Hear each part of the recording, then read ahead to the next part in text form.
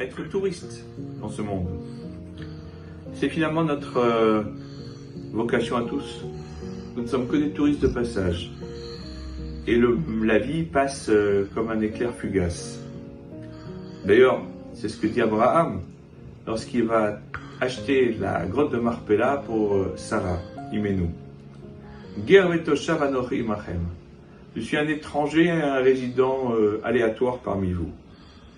Le Maguide de Duvno, dans le Ol Yaakov, nous dit que la signification de Ger vetoshav vient simplement nous dire que finalement, Ani ve'atem, moi et vous, vous et moi, nous sommes tous des étrangers de passage dans ce monde.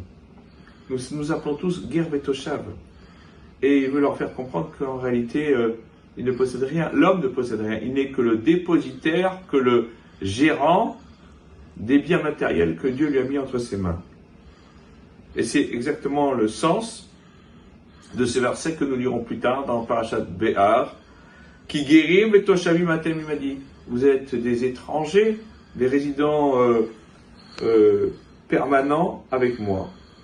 Nos sages nous disent que le monde dans lequel nous vivons est un prosdor, une antichambre, et que le monde futur est un traklin, c'est-à-dire un palais. Prépare-toi dans le monde-ci, dans l'antichambre, pour pouvoir pénétrer dans le palais. Toute notre vie, c'est d'accomplir les mitzvot de la Torah, d'accomplir la volonté d'Hachem, pour pouvoir avoir la meilleure place possible dans le palais que constitue le Gan Eden. Mais plus que cela, nos maîtres nous enseignent que, en réalité, si nous sommes capables de considérer que nous sommes vraiment,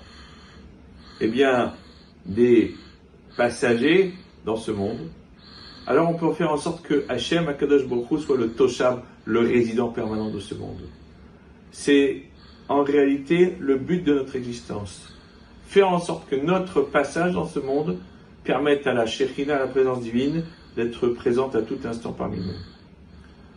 On raconte que le grand maître de la génération avant la Seconde Guerre mondiale, le Chafetz Chaim, qui vivait dans la simplicité la plus totale, alors qu'il était le Gadol Hador, le grand de la génération, a reçu la visite d'un juif américain, très aisé, fortuné, et qui, pénétrant dans la demeure du grand maître, lui a dit « Mais comment est-ce que vous pouvez vivre dans un tel dénuement ?» Le Chafetz Chaim lui a répondu « Mais toi, t'as apporté tous tes beaux meubles avec toi de New York, tes tapis luxueux. » Réponse, non, je suis de passage, je suis touriste, j'ai juste ma valise. Le Chafetz Chaim lui dit, moi aussi je suis de passage. J'ai pas besoin de plus que ce que j'ai, puisque de toute façon nous ne sommes que de passage dans ce monde. Par contre, si nous sommes à même de pouvoir réaliser cela et de l'accomplir pleinement, et de faire en sorte que Hachem soit le résident permanent, alors effectivement nous aurons accompli notre mission. Cette semaine, nous avons été nombreux à nous retrouver pour les 80 ans de la Yeshiva d'Aix-les-Bains, qui, comme tous les anciens, nous a marqués pour la vie. Et notre maître, le Rav Chaikin, Zecher Tzadik Vekadosh Livracha, était l'accomplissement vivant de cette parole de son maître, le Chafetz Chaim. Il vivait dans la simplicité la plus totale, mais sa vie, c'était la Torah. Et il n'avait pas besoin de le dire, on le voyait, on le percevait. Il vivait par et pour la Torah. Et c'est cette Torah qui nous a insufflé, qui nous a donné le virus à tous, qui nous permet à tous d'être là aujourd'hui.